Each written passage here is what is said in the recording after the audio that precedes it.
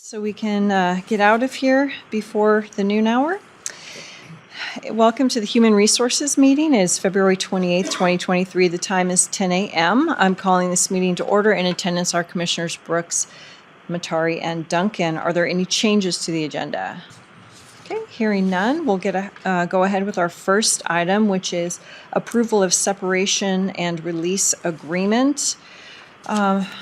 All right, so Lieutenant Klinkefus, are you speaking to this? And do we need to go into executive session, or you?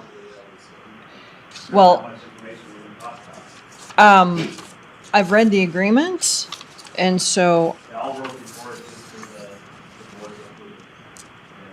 Right. So, Darren, is there anything?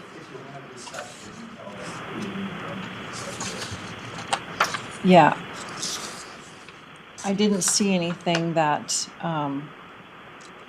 was an issue, really. So,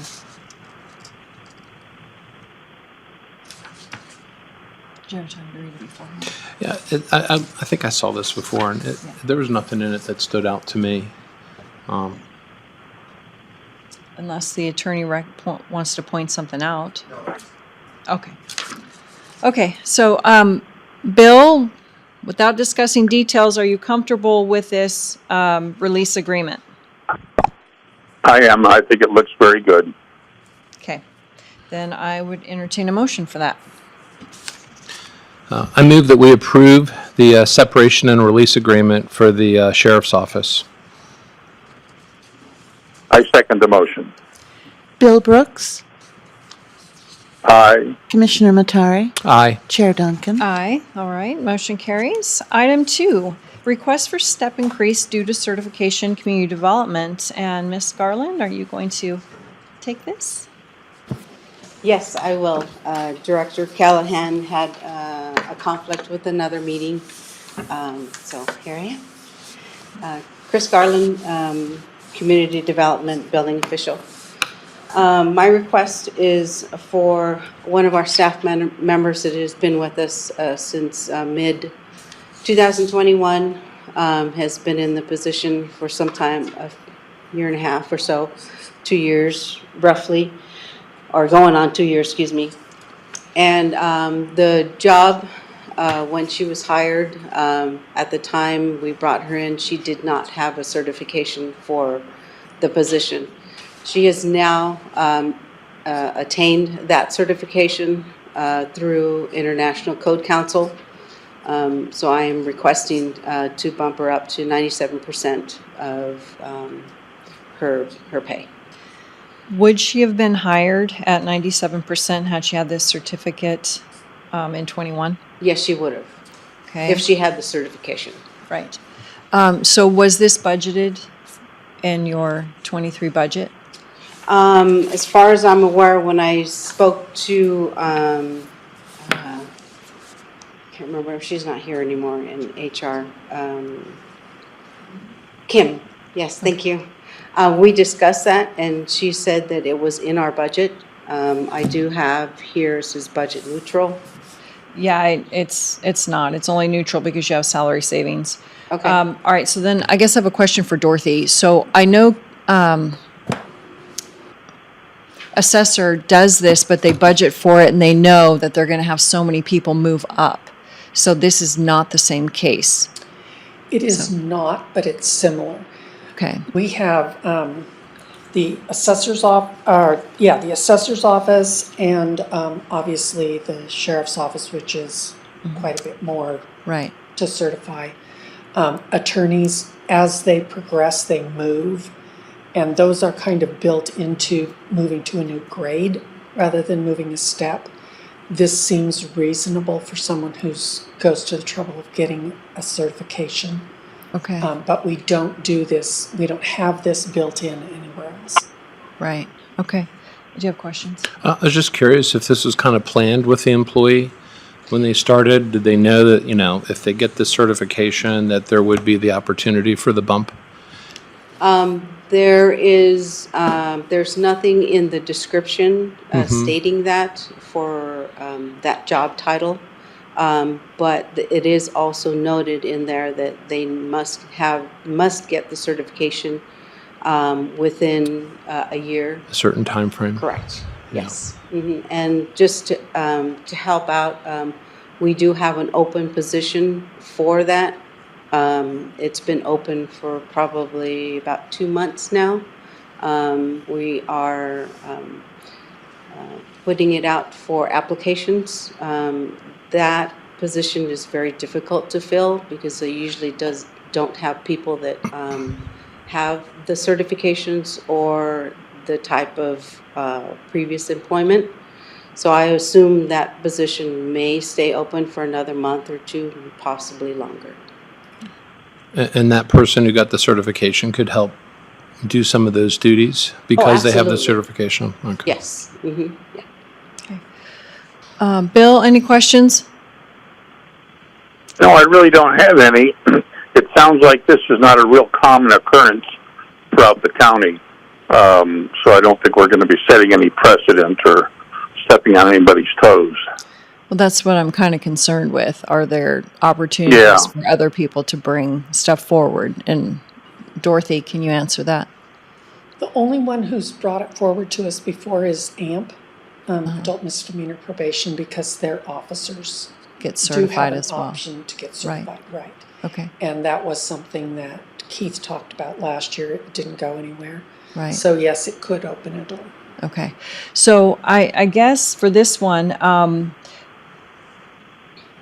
I prefer these things to be budgeted for in the budget process so we know it's coming forward so it doesn't just seem like a one-off. And so I don't know, what are your thoughts, Bruce? Well, I agree that it shouldn't be a habit, and when people are coming in and they're going to get the certification, it does kind of make sense to have that expectation laid out, not only for the employee, but also for the county, so it can kind of have an expectation on the budget.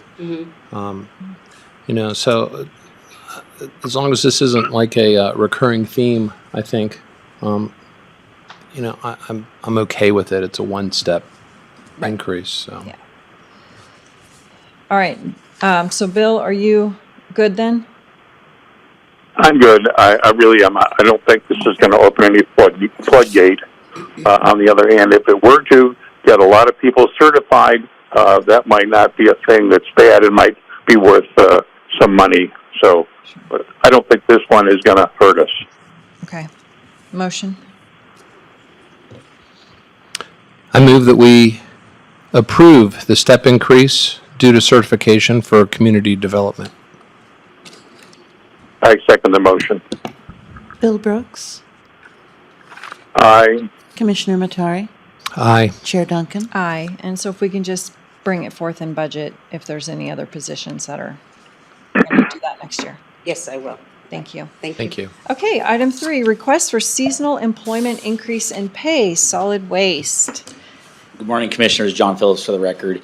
Each year, the Solid Waste Department tries to or plans to hire 4 to 5 seasonal employees to help out at the transfer stations and then also at our rural sites for increased workloads and customer counts. And also, we try to hire an individual to help with very labor-intensive functions at the landfill, like filling sandbags, erosion control, litter picking, cleanup, just the miscellaneous duties at the landfill. But over the last 2 years, we've had extreme difficulty just getting applicants, and we believe this is because of our advertised rate of pay in comparison to what other jobs are paying throughout the county. To put this in perspective, in FY21 and 22, we only spent 28 to 29% of the budgeted amount, even though we recruited pretty much from March through October. Typically, we quit in October because then the department slows down, but still, we're just spending a little over a quarter of what we budget each year in this. So in an effort to try to increase this recruitment, the Solid Waste Department is requesting your approval to increase our seasonal pay rates as follows. We would like to increase seasonal spotters from $15 to $17 per hour. And then our seasonal landfill labor position, we haven't received any qualified people in the last 2 years for that, haven't hired anybody for that, so we'd like to actually go from 15 to 18, so a $3 increase just to try to attract somebody. So these adjustments, if approved, would not create any compression issues. So in the various locations, these seasonal employees would be paid slightly under the lowest starting wages for the lowest positions at either Fighting Creek or at the transfer stations. The proposed changes were reviewed by the auditor's office and found to be budget neutral. However, it does show a slight increase of $11,681. That's assuming we did hire all these people and we kept them for the entire summer. So that's not very likely even with the increases, but we're hopeful that we would be able to do that. If you have any questions about our financial end of things on the A budget, I did bring Angela Bergeson, our business and finance manager, with me to answer those. Bill, any questions? No, I really don't. I just, I drive around like we all do, and we see the fast food restaurants offering that much money to start today. It's just pretty amazing the environment we find ourselves in. But I don't think that's what JP is suggesting is out of the realm of reasonableness. I really don't. So I would be in favor of it. Okay. I tend to agree. I'm just kind of curious how you kind of see it working, because you said you don't expect to fill all the positions.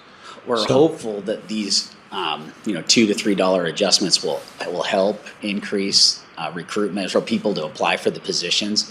But based on our last 2 years, seeing that we've only spent 28 to 29%, I doubt we're just going to go to 100. There's a lot of jobs out there for people to choose from, and a lot of people don't want to work for the solid waste department necessarily because there's some pretty grunt jobs in our department. And so a lot of times we see these seasonal people come and go, so the likelihood of us spending all of this money is pretty unlikely. We may get some on and then they become full-time, and then it opens up another seasonal. So I doubt, if I had to have a crystal ball and just guess for you, I doubt that we would have 100% of these jobs filled instantly and throughout the summer. But it's like 25 to 30% typically what you've filled? The last 2 years. Before that, I believe we were in the 60 to 70% was what we were spending. So we typically never break this line. Okay. The position is budgeted as 7 full-time seasonals, and typically we have part-time. A lot of the ones who want to do it, that's the main reason that they go for seasonal versus trying to apply for one of our open full-time positions, is they want part-time. So even then, like, we end up with maybe 4 to 5 people at part-time versus, so yeah, we don't spend what is budgeted. I understand. So thank you. Okay. Motion? I move that we approve the request for the seasonal employment increase in pay for solid waste. I second the motion. Bill Brooks, Aye. Commissioner Matari, Aye. Chair Duncan. Aye. All right, motion passes. Item 4, request for admin higher duty pay in the airport. And Phil is not here. Are you handling this? Sure. Okay. So we have a person who is leaving at the airport, and so the person that is below the departing employee is going to be taking over that position on a temporary basis until we can get the positions redefined. Both the employees, the staying employee's position, and the one who is leaving the county. And so this is a request for a temporary increase until those positions are stabilized and properly accounted for as far as pay and so forth. Okay. Bill, questions? No, I don't have any problem with it as long as we're just looking at temporary and then doing a real thorough search for a replacement. Well, the replacement is going to be the person who's already working at the airport, and they're going to fill in that position. They've been getting trained for it. This is the admin positions, Bill. I understand. So doesn't this leave a hole someplace? Yes, the hole is actually at the entry-level position, and so we're going to, I think, discuss that next. Item 6, but we can move it actually up one. Okay, that's fine. Yeah, so, Thank you. okay. All right. Motion? I move that we approve the request for admin higher duty pay at the airport. I second the motion. Bill Brooks, Aye. Commissioner Matari, Aye. Chair Duncan. Aye. All right, motion passes. Now, we'll go ahead and just handle 6, just because it's directly related. And this is request for temporary employee at the airport. Yes, this is to fill the position that the remaining employee has moved on to the higher level position. And so the request is to use, I believe, an outside temp agency, Express Personnel, so they can fill that entry level position until it can, on a temporary basis, until it can be filled permanently. Okay. Bill, questions? Well, do we have any idea of what the temp agency is going to add to other costs? At this point, I don't. Brandy, do you? No. No, I wasn't ever given any information for that, and Dorothy told me we didn't need to provide any, so we didn't look at that. I can tell you there's about $57,000 left in the BOCC's budgeted line item for that. But I would recommend to come out of the airport A budget, because they're going to have some salary savings, so they can cover it. And if they get short, then we can do that. And it's going. If you use Express, it's a B budget expense, not A budget, so you'll need to approve doing an adjustment to move money. But I'll tell you, I don't think they're going to have the savings because their overtime is so over budget. So I don't think I have any money there to move. Okay. Rate is going to be very dependent on what we agree to pay the person, and then it will go up from there. They will recommend we go no lower than $12.50 to $13.50 an hour. That's what they've told us in the past. They just don't get anyone. I don't think we'll get anyone for that amount of money. Probably not. I would probably say more like 16 or more. Yeah. At that point. So it just depends on what we define the job as and what we define the rate we want the person to receive. Okay. Yeah, and I think that the rate is roughly around 30% over the pay rate of the employee, but that includes the vetting. Exactly. So. Okay. Then I guess, do you recommend we take it out of the BOCC temp pool? Yes. Okay. Then, Bill, any further questions? No, I don't mind doing that, but I do like knowing, not exactly, but approximately what the temp agency is charging the county. Sure. I think when we come to that point, then HR will let us know. Yes. So, okay, motion? I move that we approve the request for a temporary employee at the airport to come out of the BOCC budget. Temp pool. I second the motion. Bill Brooks, Aye. Commissioner Matari, Aye. Chair Duncan. Aye. And the request for temporary employee doesn't have to go through the agency if they wanted to post it. So, Exactly. They could do either way. yeah, so they can go through the agency or they can post it themselves as a temporary position. So Yeah. either one. I think at this point they're looking to get somebody in there pretty quickly because the remaining staff member is probably feeling a little overwhelmed doing Sure. both positions. So. Just wanted to point that out as an option. Okay. All right, item 5, request for operations supervisor higher duty pay at the airport. Bruce. Yeah, this is a temporary adjustment, and while we have an interim director, to have these operation managers kind of step up to the plate and just help the interim director on things that normally a long-term director or a permanent position would be managing to. And so it would just be interim until we get our permanent airport director. Bill, questions? I have no problem with that as long as we're doing a legitimate search for a replacement. Well, we've submitted a legitimate advertisement right now to seek candidates for the airport. So I would say that we are doing a legitimate search, and we will continue. Yeah, we've gotten Okay. two applicants so far. Okay, that's what I wanted to know. Thank you. Yep, absolutely. All right, motion.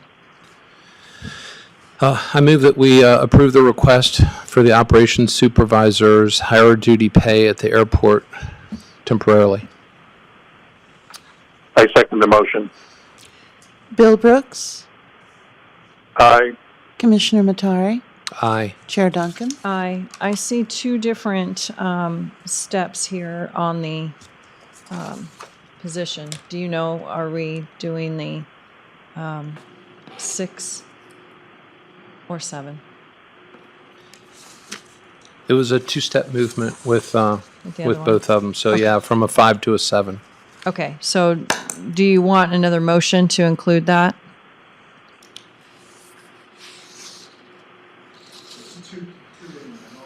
Well, it shows 1 and 2. I'll do another motion. Okay, we'll just redo the motion.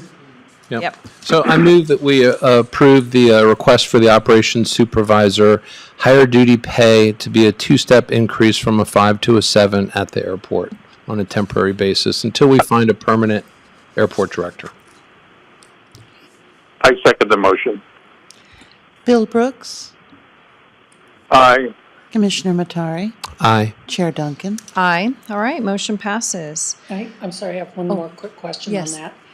So Gaston's was effective this week because it was the start of the pay period. Is that when this one will be also? Yes. Yes.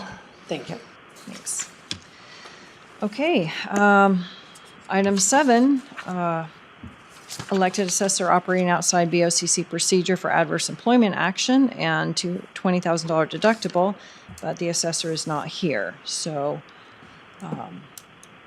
did he indicate he would be here or not be here? I have not heard anything from him. I know he's in the building, or at least I believe, because his car is outside. Okay. Would you like me to go to the second floor and see if he will join us? I think that would make sense. Okay. Do you want to do that or me? I'd be happy to do that. Okay. So. All right, folks, we'll just take a 3-minute recess real quick and see if we can get this.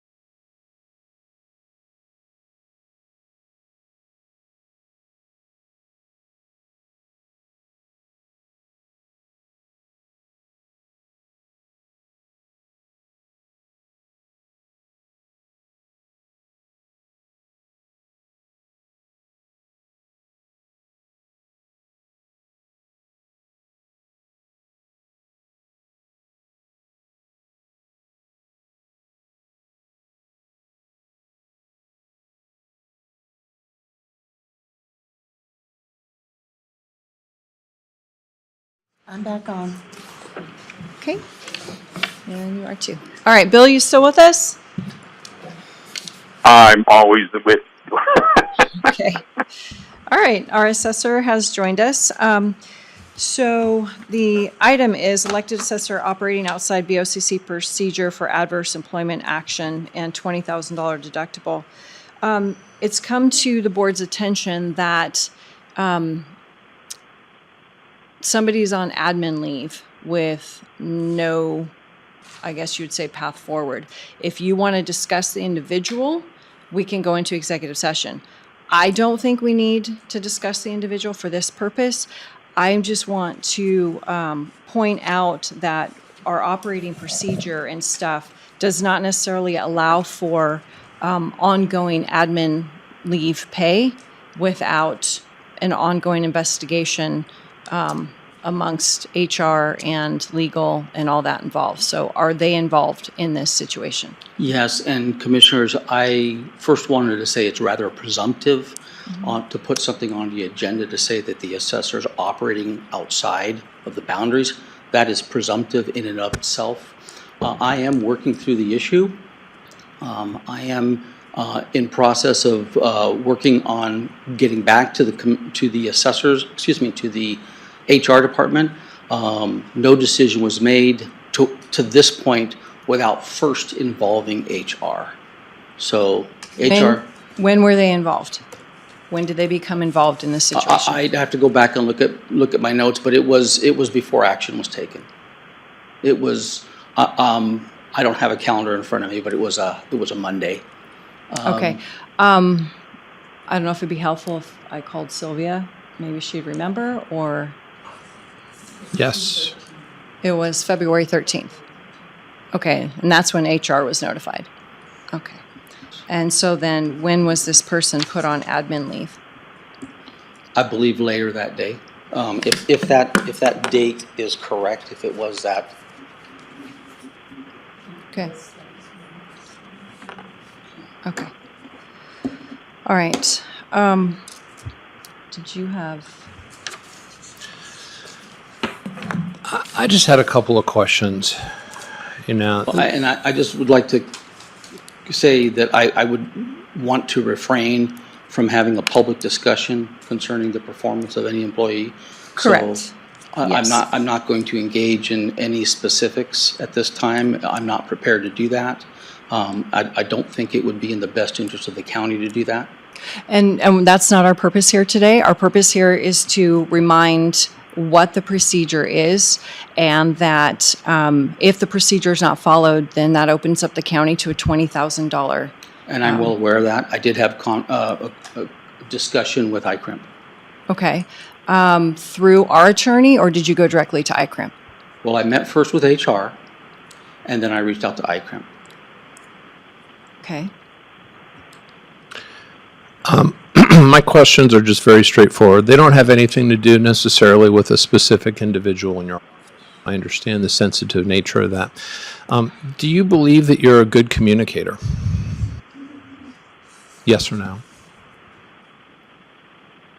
How is that relevant to our present discussion? Well, because it's kind of leading to, where the issue is with the person in question. Yeah, I don't believe it's proper and appropriate to basically conduct a trial here. Well, it's not a trial. It's just asking some straightforward questions. Okay. So do you believe you're a good communicator?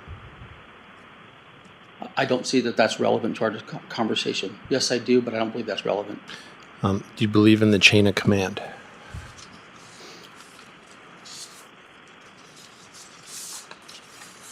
Again, how is that relevant?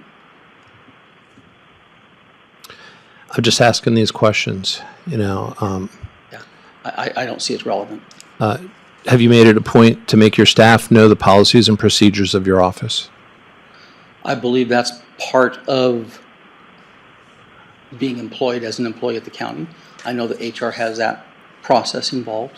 Yeah. Yes. I asked if you'd made it a point.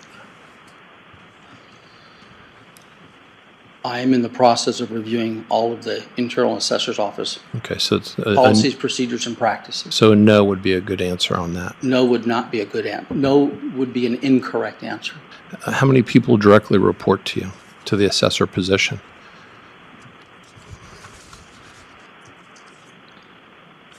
I have my managers, and I have an open door policy. The policy that I have as the assessor is my policy. Typically, what are the steps involved in disciplining an employee? For example, a verbal warning, a written warning, a personal improvement plan, or administrative leave? Yeah, if your desire is to review policy, we have the policy. I don't have it committed to memory, but I do refer to it, yes. Yeah, okay. And are all staff, when they're disciplined, are they notified of why they are being disciplined?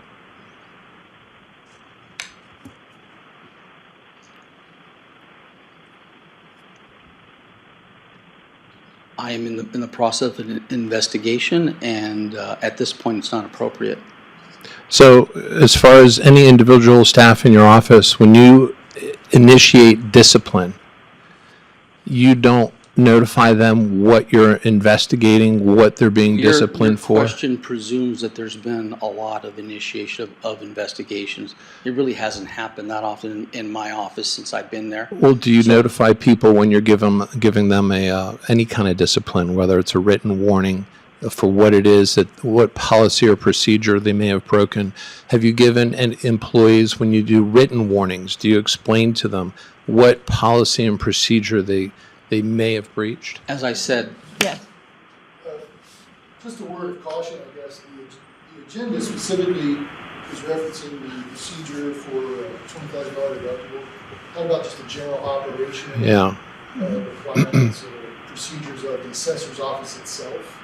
Okay, Yeah, that's fair enough. About what the agenda itself says. sure. That's fair enough. So, ultimately, what I'm just trying to determine is if a person is put on notice, administrative leave, as is in this case, are they notified why they're put on administrative leave? Or are they just put on administrative leave and... yes, and I had the conversation with HR, and I followed the instruction of HR. Yeah. Yeah. My only concern is that the person claims that they have not been notified. So, and that could end up being a problem with procedure here. Well, apparently there's a disagreement. Yeah. So at this point, I just wanted to remind kind of what the procedure is, and Darren, you can, fill in if you want. Once an elected official or manager is made aware of a situation that needs investigation or needs some type of disciplinary action, typically they go to HR and legal. Then they make the decision to go up to ICRIMP or to handle it in-house, depending on exactly what it is. And so when those things are not followed, then that's where we get into the sticky situation of having big deductibles when the procedure is not followed. Unfortunately, I think that some of the things that are happening are of cause of concern, especially you talking to ICRIMP without going through HR, just going directly to them. I did talk to HR, and And HR told you to call ICRIMP? I have had a conversation with Darren and HR in December. So this particular person who's on admin leave, this incident happened in December? There have been multiple issues for which I have a need for an investigation. I have been working with HR and legal concerning that. And in a prior conversation, I had a conversation with Darren, and I don't know if it was a conversation or an email, that I was cleared to go ahead and communicate with ICRIM. That was my understanding. I don't recall those conversations. If we're going to discuss any privileged communication, we should do that. Sure, sure. Do you feel that is necessary? I think so.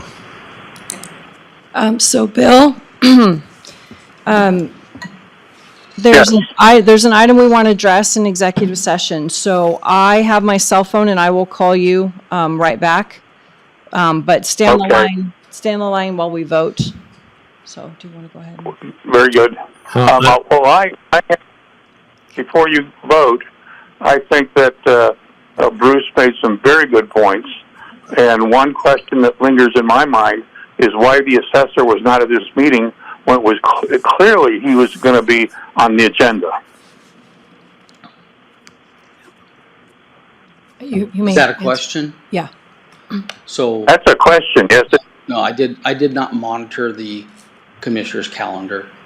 And so, no, I did not, and I did not receive a special notice of this meeting, so I had not planned on coming. Okay. The calendar clearly shows that you were sent an I understand invite, that, and so. I just, I guess it's a different way that this county does business. It's very reactive in terms of requiring, I suppose, the other department heads and elected officials to monitor the commissioner's calendar rather than. Usually when they get an invite, that's the tip off that. Yeah, and I they're needed. don't recall seeing one. Okay. All right. I would take a motion.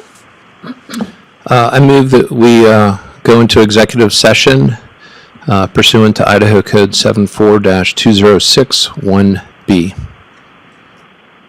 I second the motion. Bill Brooks, Aye. Commissioner Matari, Aye. Chair Duncan. Aye. All right, folks. Well.